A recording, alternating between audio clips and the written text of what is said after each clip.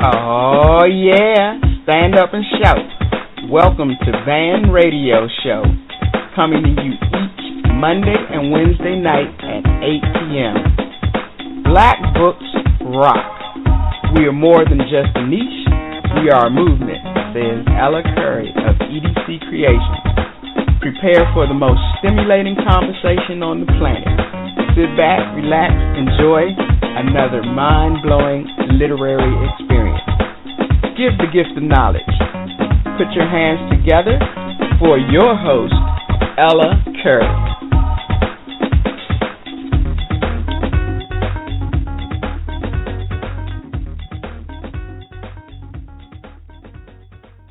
We have William Hobbs coming on to discuss his book.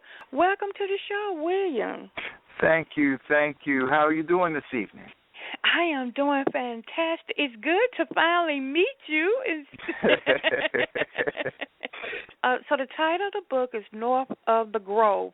Tell us, what does that title mean? I got a thing about titles and book covers. I hear you. North of the Grove, it is based in Coconut Grove, Florida. It's about 30 minutes from where I live. I was born in Fort Lauderdale, Florida, and one thing I noticed is I would always have family or friends of the family that came from this area. When I was small, my uncle would take me down there. We would go to these Goombay festivals. And most of the people who were in Coconut Grove were from the Bahamas. They had come over to work in the hospitality trade or to help build different areas around South Florida at the time. But, man, this Goombay Festival, it is something that they all would get together and they would get their colorful costumes. The type of costumes you see in Mardi Gras. Yeah.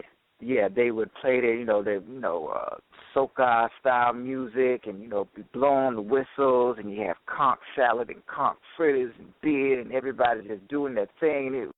I used to love those things. North of the Grove is just what it means in particular to the story is Howard Capleton, that's the main character who's from Coconut Grove, but he's moved on in a different neighborhood and he's successful. He's come back to his community and he's trying to make a difference, and he's come across some people who are on the rougher side of things, and when he explains to them that he truly lives south of the Grove, they turn their nose up and tell him he acts like he lives north of the Grove, which means you must think you're better than us. So that's the whole play on the title. I love that. I mean, I like when titles have this, give you this little clue into the story and trying to figure out what it means. So I love it, love it, love it. So you told us a little bit about Howard. Now, just take us fully into North of the Grove and Howard's life and him starting to be a father and a mentor to David. Let's see. Howard is, I would say, he's late 30s. He's an insurance adjuster. He has a upwardly mobile wife, and she is ready to have her some kids. For some reason, though, Howard becomes violently ill near infants. He's very standoffish when it comes to children. And it's beyond that typical, reluctant father-to-be type. Something is wrong, clearly. Something is wrong.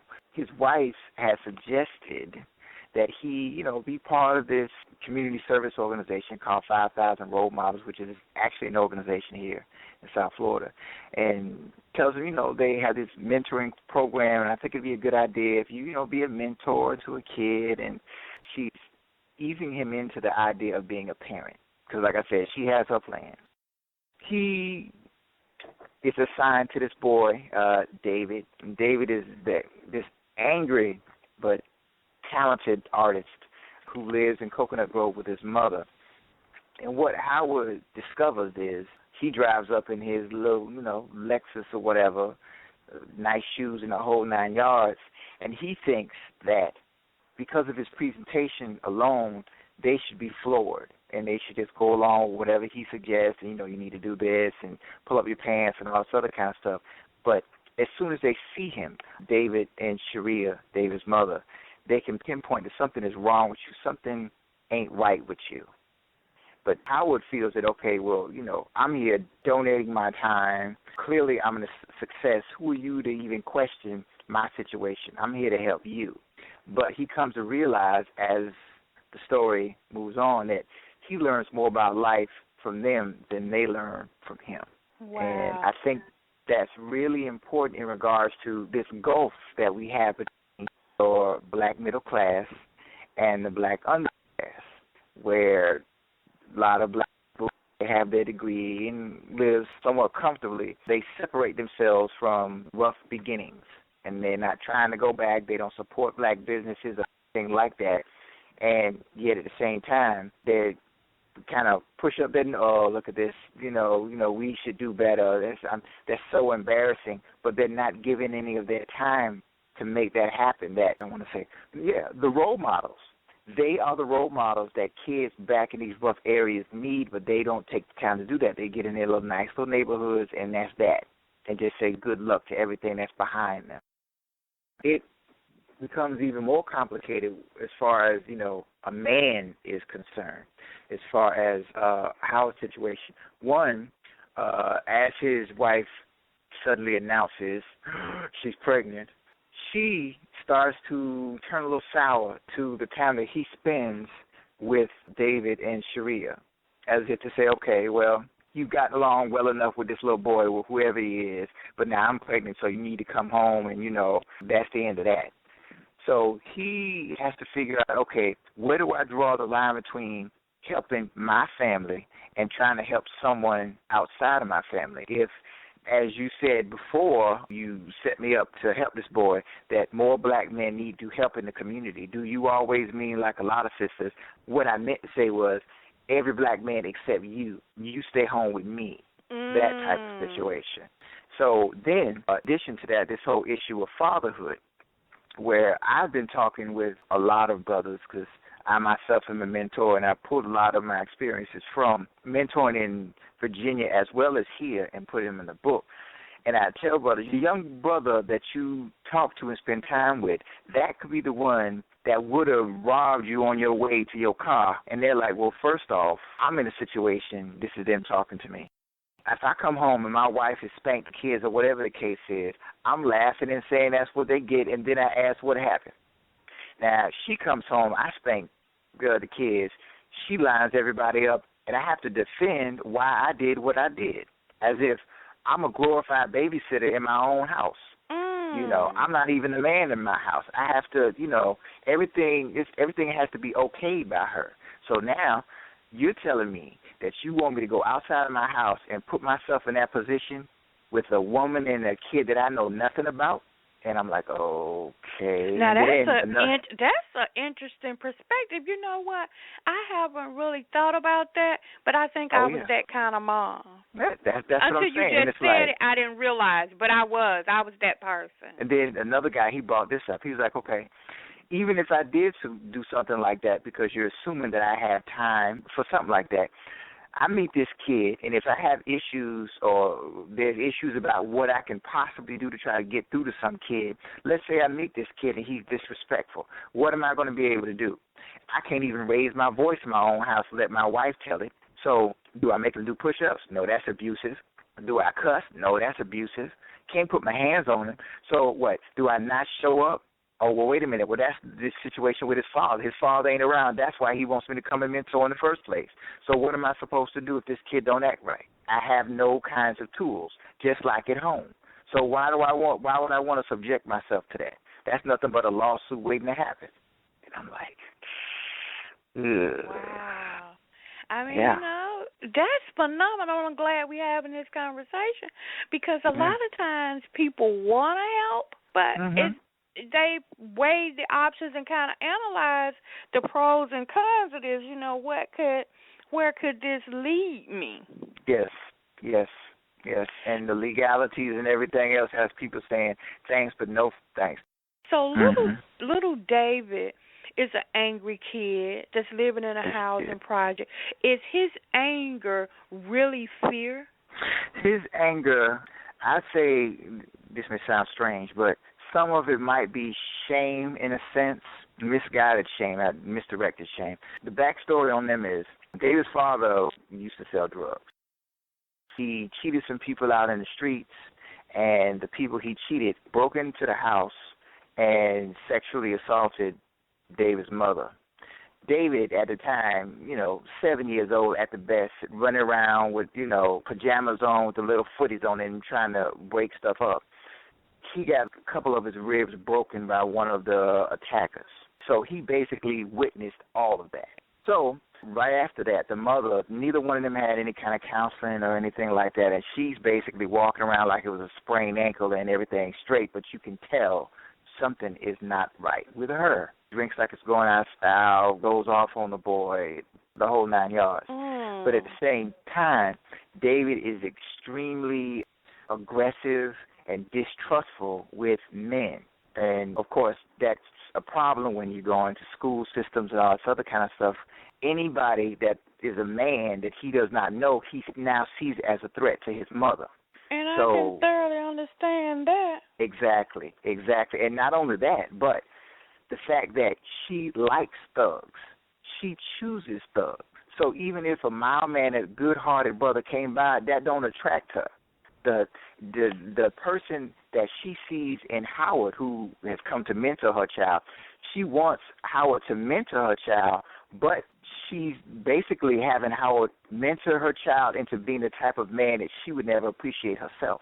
Now, that's interesting. She wants the bad boys, huh? Right, but the little boy is taking the brunt of it. When the bad boy comes to the house and be just that, all she has is little David to try to break up whatever the situation is, and we all saw what happened with that when they were in Virginia. Oh. Both of them have some serious post-traumatic stress issues, to say the least. And that's a lot for a kid that's a heavy weight for. I mean, I could see that affecting his school life, how he deals with his friends. That's a lot. Yes. So when David and Howard meet, what is that like? Because I imagine it has to be some tension. Extreme tension. There's a couple of situations where, Howard is trying to be your every black man. He's not into sports. He got roughed up when he was coming up. And here's this boy who is tough as he want to be, well, has to be really. And because of this, they can't relate. So Howard takes him to a basketball court. I bought him a basketball. Let's play basketball. And the boy is looking like, you got on moccasins. You got on khakis. You dress like you're going to church. You don't even belong here. What are you doing? Oh, no, I can do this. And he's shooting the ball wrong, and David's telling him you're traveling. No, this is how you dribble the ball. Oh, boy, are you serious?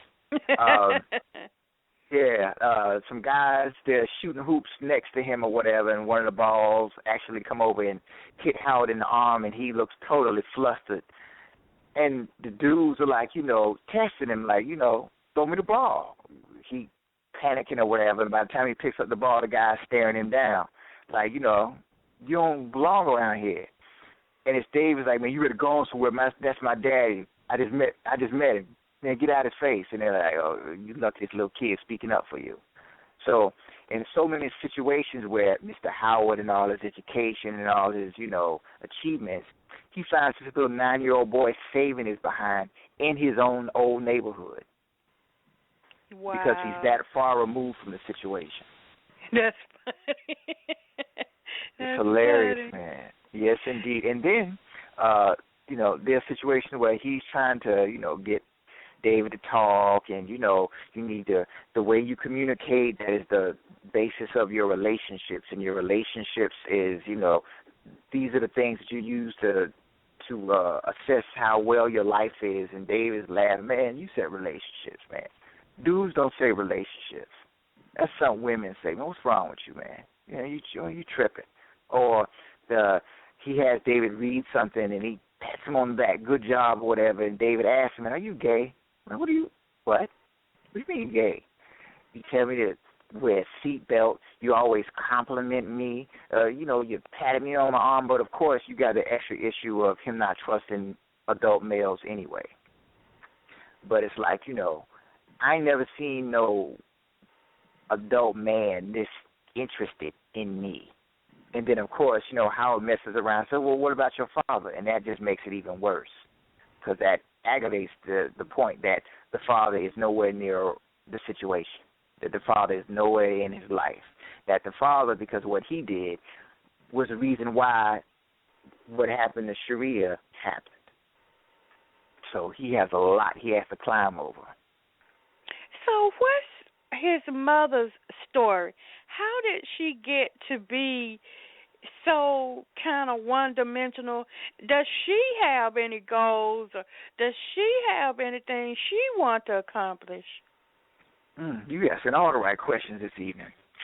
Okay. Well, first off, the girl is fine.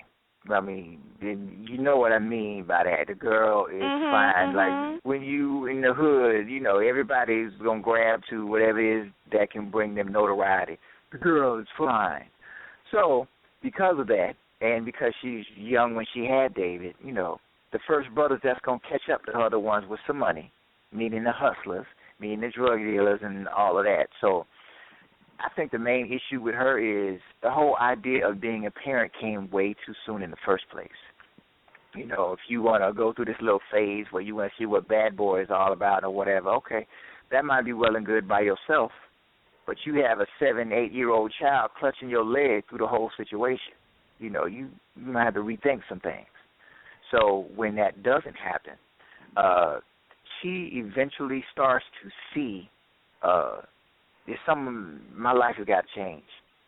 Even I got this, bookish, corny little man from the suburbs coming over here helping my son, but still, something's got to change. Because, as I was saying, they moved down here, and she starts to date another man who is just as rough as David's father.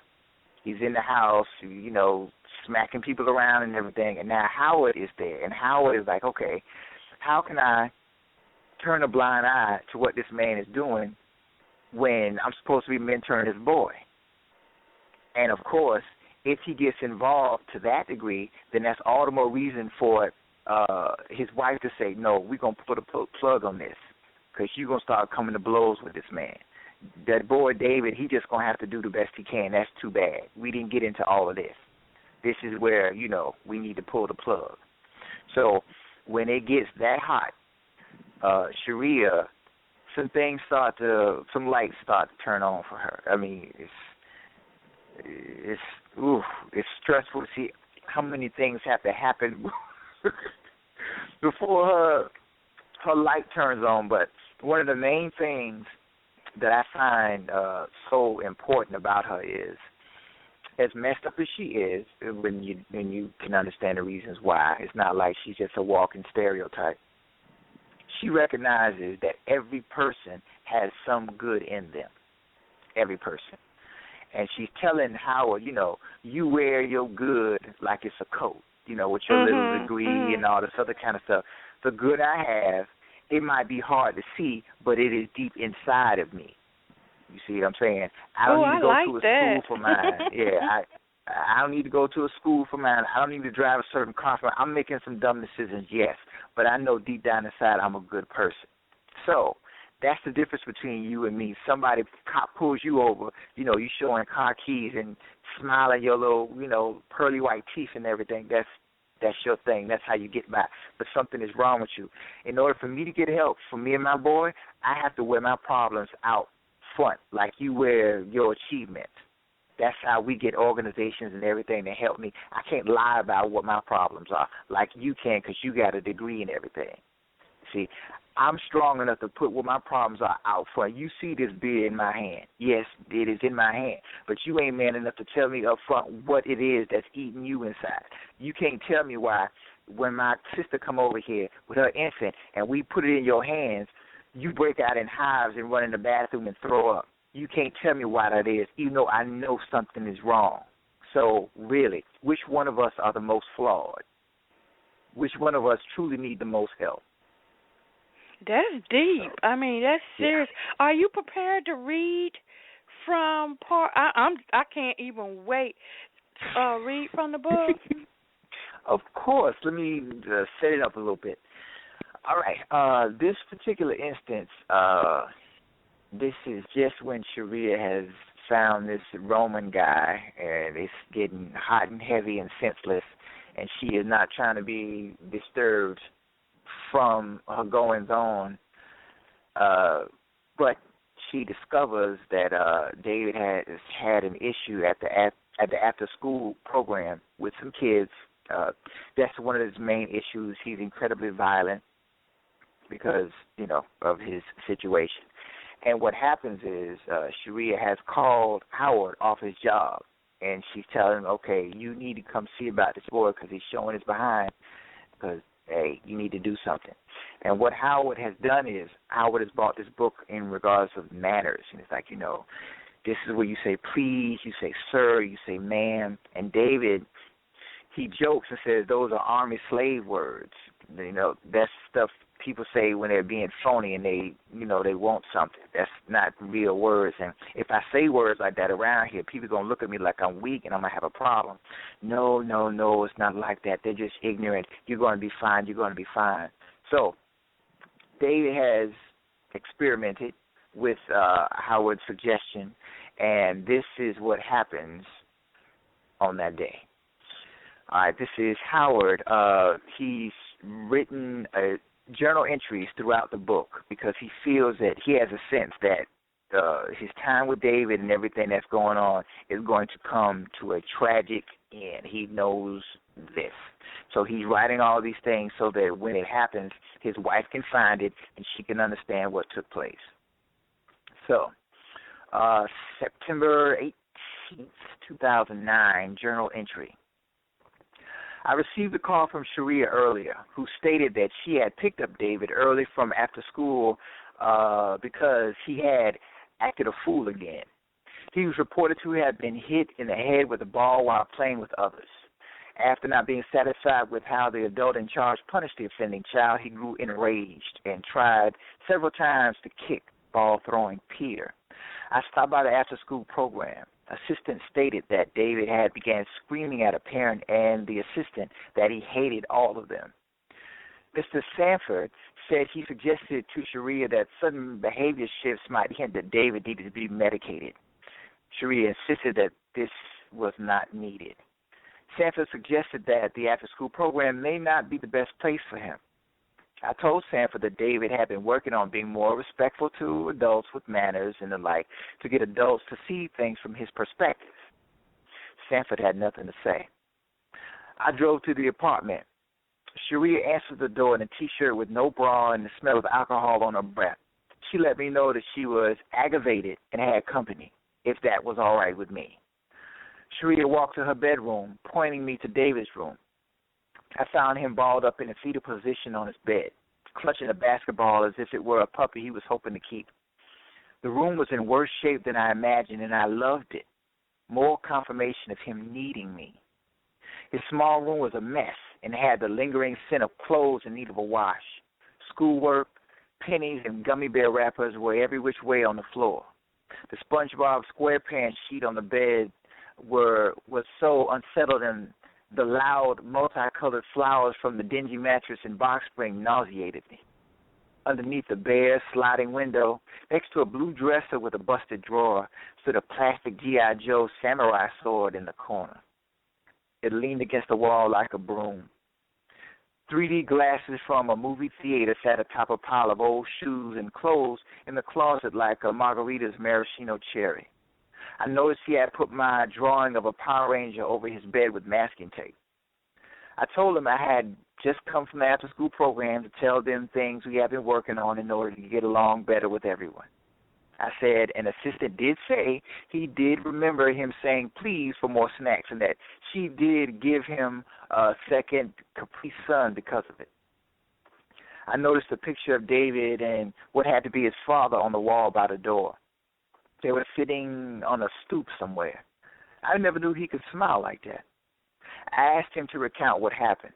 David said he used the magic words at his teacher and that everything was okay until two of his peers started to tease him about saying please and thank you when he got his snack at the after-school program. He said the two peers, boys, started blowing kisses at him. he had told one of the staff who reprimanded them. He began to get upset as he said the boys kept on doing it when he was playing tetherball, jumping in between him and a playmate he was playing with and knocking the ball back at him. He said the ball hit him in the mouth and he started chasing them. He said one of the peers' grandmothers came to pick the boy up just as he lost his shoe from trying to put his foot in his back and kick. He came close to hyperventilating when he said kids started laughing because his shoe came off. David said the boy's grandmother started yelling at him and he yelled back. Someone, an adult, walked down the hall by David's window. The window had a frosted finish, allowing only the darkened outline of the person to show. I turned back to David and asked who was the staff member. He said, pleased to. He said the fat lady that breathes hard a lot. I asked if that was the same person he talked to about the boys. He said yes, and that she got in their faces to stop. I asked if she was the same person watching the kids when he was playing tetherball. He said no. He screamed that Sharia came to get him and just started yelling and pulling his shirt, which stretched at the collar. I called Sharia into the room and called Sanford over the phone. Sharia came in, still wearing a T-shirt and no bra. She leaned against the door frame. I asked Sanford to contact the staff member that had heard David's being mannerly and asking for intervention regarding the two boys harassing him. I asked Sanford to check David's claims with the staff member and call back. That's when things really got stressful. Roman, a stocky, light-skinned man between mid-20s and mid-30s, came from Sharia's bedroom into the room's doorway. He was shirtless with boxers and shorts hanging low off his behind. Sharia attempted to block his entrance into the room. He pushed her aside and asked who I was. I explained my business there and asked Roman, was he the individual who told David he would put his head through the wall? Roman asked if I wanted my head in the wall next to David. As Roman began to hurl threats, Sanford called back. Sharia argued with Roman as Sanford stated that David was being truthful. I reminded Sanford of David's attempts to be more mannerly. I explained that David had warned me that he would be teased and harassed for doing so, but that I had no idea things would get so out of hand. Sanford admitted that the suggestion for him to be medicated and find somewhere else other than after-school program was a bit hasty. I got David on the phone, away from Sharia and Roman's fussing. Sanford spoke with him, calmed him down somewhat. Sharia pushed Roman out into the hallway and then got onto the phone to speak with Sanford. As Sharia got off the phone, Roman came back into the room to grab her by the neck to take her back into her bedroom. I wanted to get up and say something, but I thought, hey, she's the one that brought this fool into all of this. He didn't come with the apartment. Sharia went with Roman. I called out to Sharia to see if she wanted to say anything to David. Sharia came back to the room and struggled to apologize to David, insisting afterwards that his reaction to situations don't help. Roman returned, demanding Sharia go to her bedroom and slam the door shut. Sharia told her she would be back. As Sharia and Roman argued elsewhere, David told me that was the Roman he told me about. I told him he knows more than I give him credit for. I reminded him of recognizing the danger of meditating at the beach and how he knew people would bug him about saying the magic words.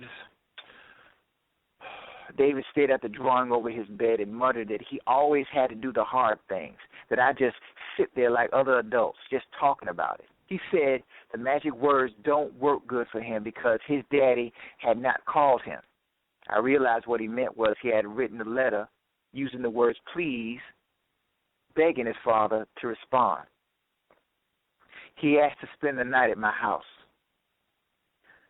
It hurt my heart. I wanted to be needed, but not this much. I said that was not possible. David took off the wristband I bought, threw it across the room, and complained that nothing works for him. David said he wanted to see me do something hard, something that don't work, but people make you keep doing anyway.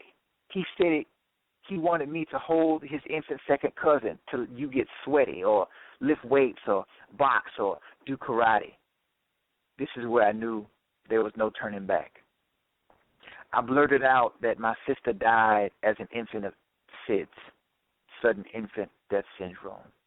I informed David that this happened when I was very young and that she's in a cemetery not far from their apartment. He asked if my sister was the only one that had SIDS. I explained that my sister and I were the only children. He asked why my mother didn't have no more babies. I explained that she had been ill and had to have an operation that made her unable to have more children, which made me the only child after my sister passed away.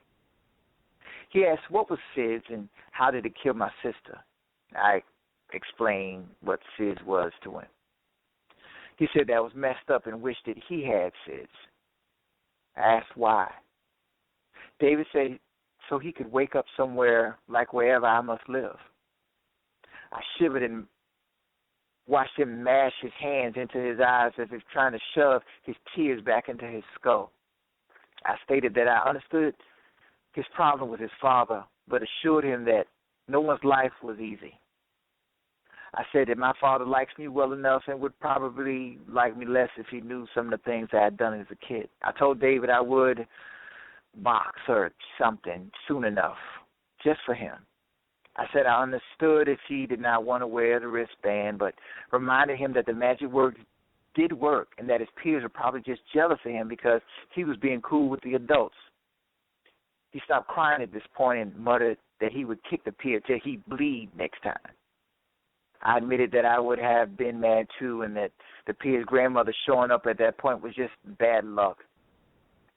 I reminded him that he must respond with the same amount of force that someone offends him with, or else everyone will turn against his wishes. I said I would have hit the peer back with the ball. I reminded him that he would see many young boys like him ruin their lives trying to please some fool in the street that couldn't care less about them. I warned that blind anger is usually the way most boys get caught up in trouble they did not plan on having. I asked David to start thinking about when he got extra mad about different things. I said a lot of people get mad in order to not deal with something else. I suggested the avoided topic could be anything from having a headache to missing one's father. He looked away. I meditated with him until, exhausted, he leaned on my arm. I took him to the food zone for some Caribbean food, then the cookie shop, assuring him that things would not always be so challenging. I brought him back home. We ate cookies in silence in the car, watching homeless people argue over a bench at the curb before walking to the front door. Sharia never knew we left. Wow, that was an incredible reading. I was really getting into it. I feel bad for little David. He's a soldier, boy. He is a soldier. Wow, I can't wait to get this book and read it, and I'll definitely let you know. Oh, my God, this is truly a very three-dimensional book, and Yes, the one thing I like about this is that it'll take me inside of a world, me and probably a lot of other readers inside of a world that, we're not privy to, but we will now be able to sympathize with some of the people we see walking around every day after reading North of the Grove. William Hobbs, I can't thank you enough for joining us. I've enjoyed this interview. So, William Hobbs, how can people find out more about you and your work and your books? Do you have a website? I sure do. The website is called northofthegrove.com. There are no spaces in between any of the words, no underscores, just northofthegrove.com. When you're there, you'll hear about the process I went through to write the book, as well as where I am as far as getting the movie together. And there's contact information as far as my being able to come and speak, because I really love the idea of seeing the effects of my work in the community.